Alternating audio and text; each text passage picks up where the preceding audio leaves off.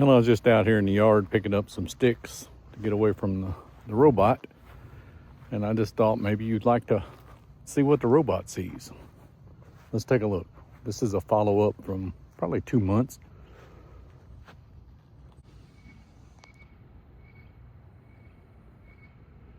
Looks like he's coming right at us.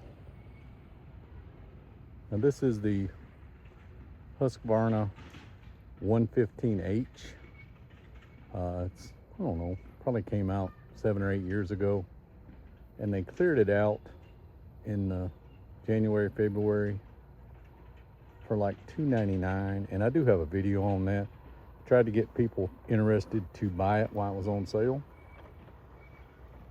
This does require the perimeter wire around the property. And this one works more like a Roomba. But just like I said, a couple months in, I do have one at my daughter's. It's been there for a year or two, so I had some experience. But I have one here in the front, and I'll show you the one in the back here in a moment. Had a couple of wire breaks, and I also did videos on that. So if anybody was interested, with the underground wire brake finder tool, it's only like 40 bucks. It's really not hard. I'd say the hardest part of this entire thing when I put it in was just laying the wire, because in the front I'm doing about 1/3 of an acre, and in the back I'm also doing about 1/3 of an acre. But some people would ask me, well, what about my yard is real sloped? Well, you can see that robot is going downhill right now, and I haven't had any trouble. I think since we started using it, as I said, I turned it on a month before the grass really needed mowing, and it got stuck a couple of times in a little depression, but most of the time it's not a problem. These sticks, if I don't get them up, eventually it'll pick one up and wedge it in its wheel or something, but most of the time it just runs over them, or if it thinks they're too big, it'll just back off of them. Now that's running and the blade is running, so just so you know, that's about all the sounds you're gonna hear. So this thing just bounces around, and on my 1/3 of an acre, I have it set for a 12-hour cycle. Now understand, about half of that is charging and half of that is mowing. So it sounds like a long time, but it's really not. The front yard I do 6 p.m. to 6 a.m. and I take Wednesdays off because that's when my garbage truck comes. And I've been told that sometimes these things hang up on your garbage can if you're setting it in the yard. And guess what? If it gets stuck there, some of these garbage people think it's garbage and they throw it in the truck, and then no more robot. And by the time they hear the alarm, they're long gone and it's crushed in the truck. So just a word of caution if you have one. I'm gonna jump over in the back.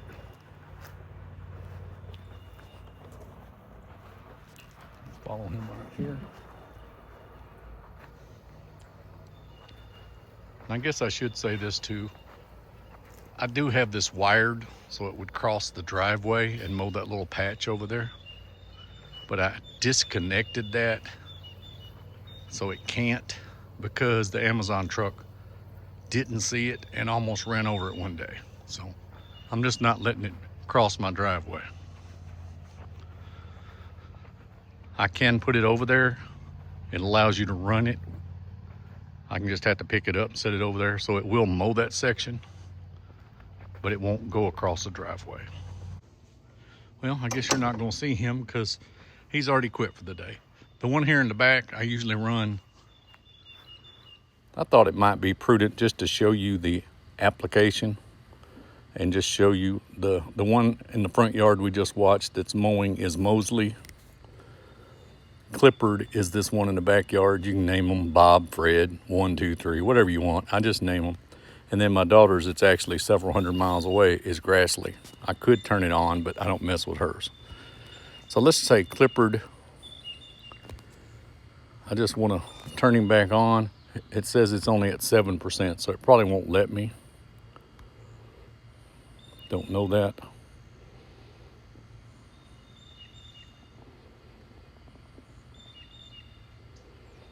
All right, we're going to try to override the schedule.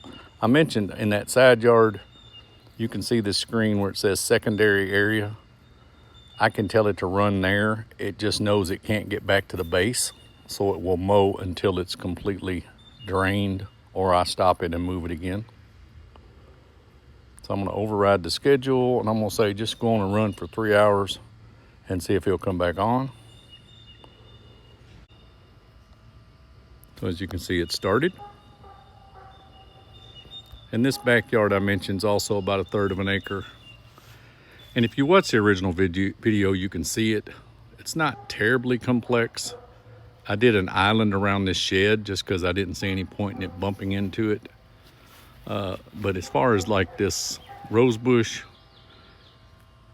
it just runs into that mulch a little bit and backs off. And the post over here, the light post,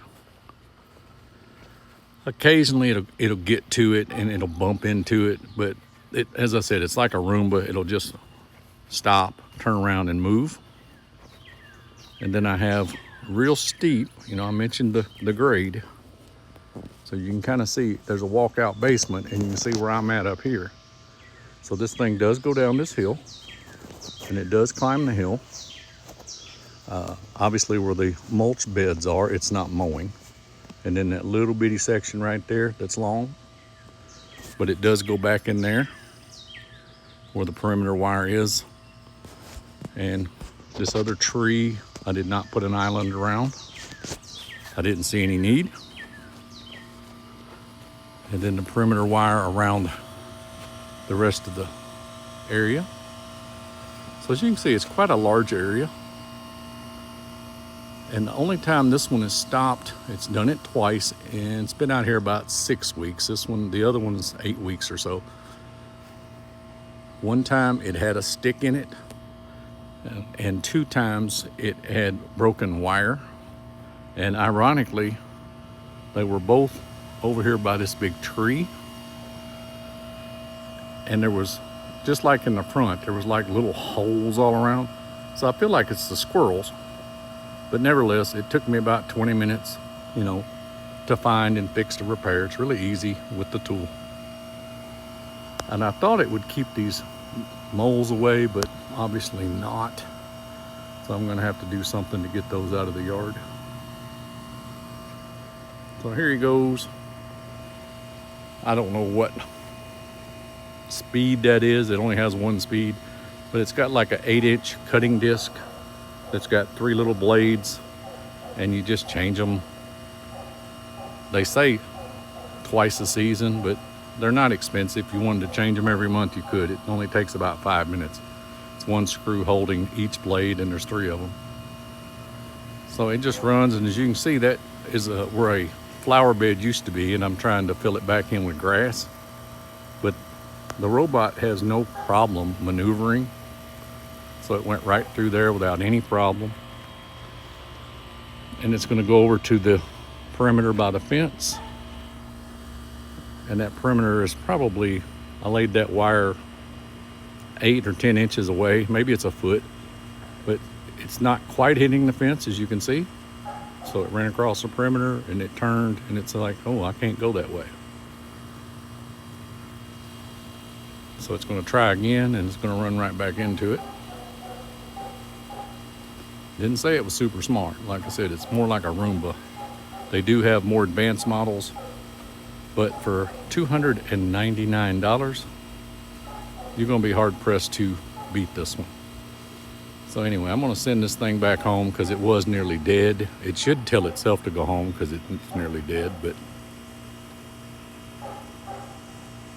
and that is my update. Hopefully you enjoyed this. Don't be scared of this new technology, especially us older folks. Some of these are really remarkable what they're capable of doing.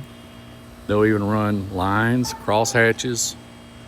It's just, this is the lower end. It's a little older technology, still mows, still maintains your lawn. So if you're just looking for that like I am, and actually I was just experimenting for basically $600, 2 mowers at $300 a piece, just to see if this is the way I want to go.